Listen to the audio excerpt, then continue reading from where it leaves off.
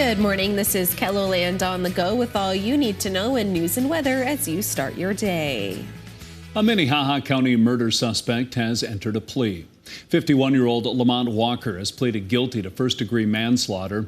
In exchange for his plea, prosecutors dropped several charges, including murder, kidnapping, and rape. The case dates back to November of 2020. That's when a Minnehaha County deputy noticed a fire in a ditch just outside of Brandon. That's where they found 22-year-old Savon Kellstrom's body. A sentencing date has not been set. Walker faces up to life in prison. The trial for a man accused in an alleged murder for hire case has been canceled. The Pennington County State's Attorney's Office says it's because an expert witness for the defense of Richard Hirth has been compromised. Officials say the witness entered into a civil settlement agreement after a DEA investigation alleging he violated the Controlled Substances Act. Hirth is accused of stabbing 22-year-old Jessica Rayfeld in 2015. Her body was found near Rockerville a year later. Jonathan Kleintobe was accused of hiring Hirth to kill her. Both men have pleaded not guilty. A new trial date will be set at a later time. Authorities in Hamlin County are asking for the public's help in finding a pickup involved in a gunshots incident.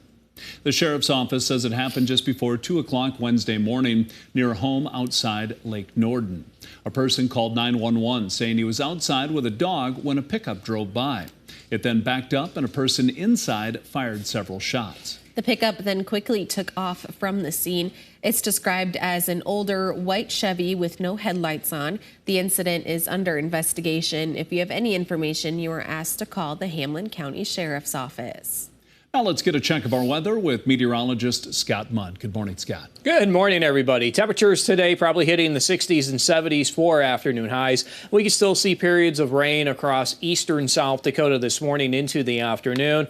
I'll say a better chance for showers and thunderstorms late today in western and southwestern South Dakota, where strong to severe weather is possible, and we will continue with periods of rain as we do go throughout the weekend. And next week's looking, well, call it cool or seasonal. Temperatures in the 70s for highs, with rain chances continuing early next week. We'll have more details on the KELOLAND Live Doppler forecast with Brian coming up. Thank you, Scott. There's much more than strength in numbers playing out in the 437 projects run across South Dakota. There's also a message. The cross-state trek started at the Wyoming border and is raising money for the Helpline Center, which connects people to mental health resources. Runners stayed on the road overnight. KELOLAND's Dan Santella is traveling with the group and will have more coverage later today.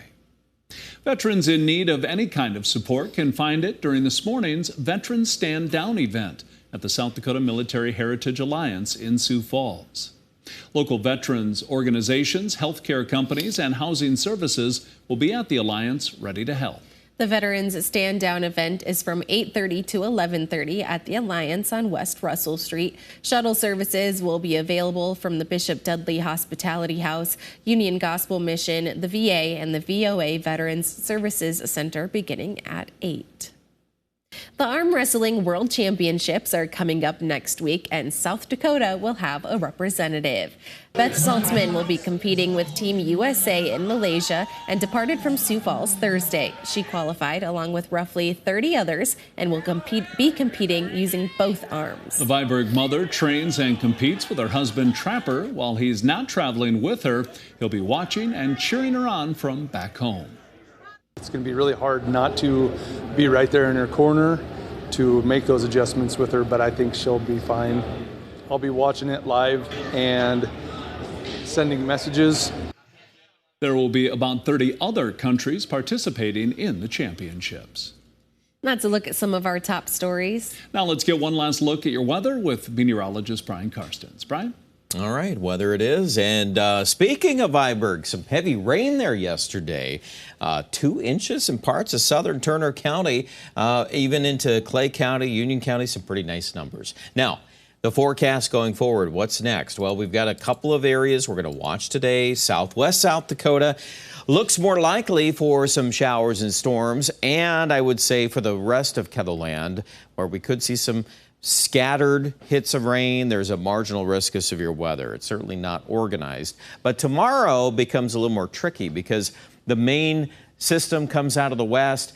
We're going to pull up a belt of instability with that and probably some storms across Iowa, extending into southern South Dakota and also southern Minnesota. Sioux Falls is right here on the edge of that. It's conditional, depends on how the morning activity develops and how much that steals or plays a role in interacting with the available energy for these storms. So we'll keep an eye on that, and I'm sure we'll have more to say about that subject here later on today on KEVOLAND News. In the meantime, here's a look at Futurecast. It still pushes a few widely scattered showers into eastern KEVOLAND. Notice the intensity of some of these areas of rain coming in through the Black Hills. This is already starting this morning in southeastern Wyoming. So I think that will come together in some way, form, or fashion there. So keep an eye on a couple of warnings that could easily pop up.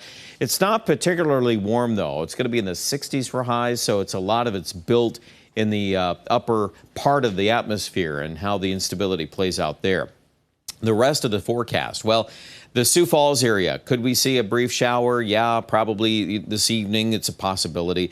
There should be a little more rain on radar sprouting after midnight. And if we end up honing in on early tomorrow morning, yeah, there's a grouping of thunderstorms there. The tendency is for that rain to lift to the northeast, and that batch alone could produce a lot of our rain forecast for the weekend. That 6 a.m. to noon time frame looks pretty active. Then some redevelopment is possible on the southern flank of that trough as it extends into northeast Nebraska, northwest Iowa. Again, some of this is severe. There are spots on here we're going to have to watch. The whole thing moves east into central Minnesota Saturday night. There's kind of a dry punch coming into Sioux Falls, which will end up shutting the rain chance off. And then we'll kind of watch the wraparound there in the north central and the northeast. And that'll linger into Sunday morning. In fact, you can actually see that better on this animation as all of this ties together for those sprouting thunderstorms on Saturday. Again, I think at this point in time, it looks pretty likely that we will see periods of showers and storms during that time period. And then once the main low kind of sits and spins over the northeast, then the storm basically fizzles and stalls over time. And you think it's moving away, but actually I think there's still a pretty good argument the thing is going to backtrack into Minnesota and Iowa as we get into Monday and Tuesday. So it'll still be around, at least at that part of the forecast. The numbers on the 7-day, though, even we've got with the system around, we're not going to cool off tremendously. We're still in the 70s. In fact, we'll warm up at the end of the 7-day forecast. I still think there's a good chance we're going to hit 80s at the end of next week. So we'll get through this rain.